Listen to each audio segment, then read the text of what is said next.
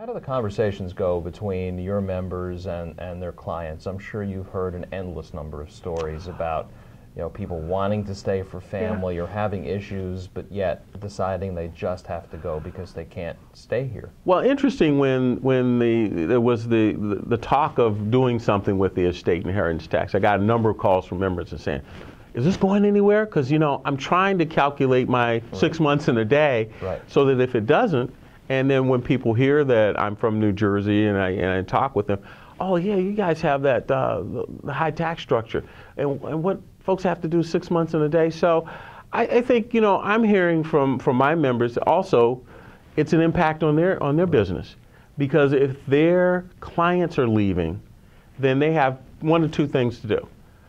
You let them go, and you lose a client, or you say, they're an important client to me, so do I need to set up shop where they're going? Now, technology can do so much, but at the same time, if you have a number of clients that are moving to certain areas, one would say, well, maybe we need to move as well, expand our practice, as opposed to expanding the practice here.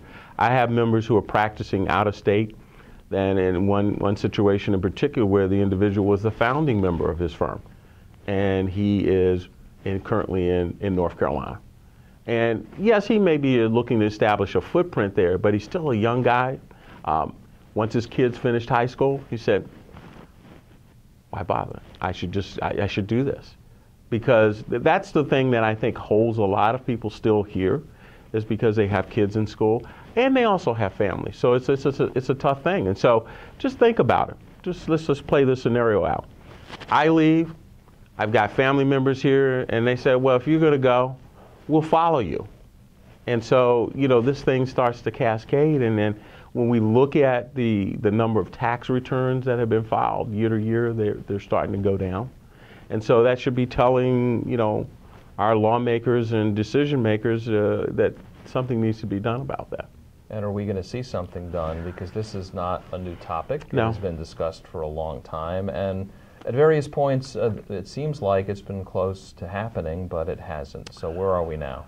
Well, I wish I had a crystal ball that can say that we're close to the end of this. I don't know, but I think there's been support on both sides of the aisle. So I'm hopeful that in lame duck that maybe we'll get something done, and that we will have something that will lay the foundation. I keep talking about laying the foundation.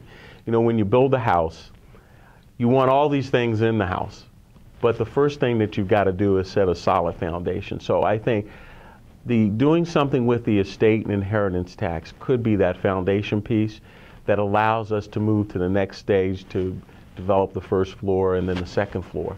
So I'm hopeful that something will be done. I'm hopeful that the folks from both sides of the aisle will come together, and that we'll put together a package. I think there's probably going to have to be a compromise bill of some sort.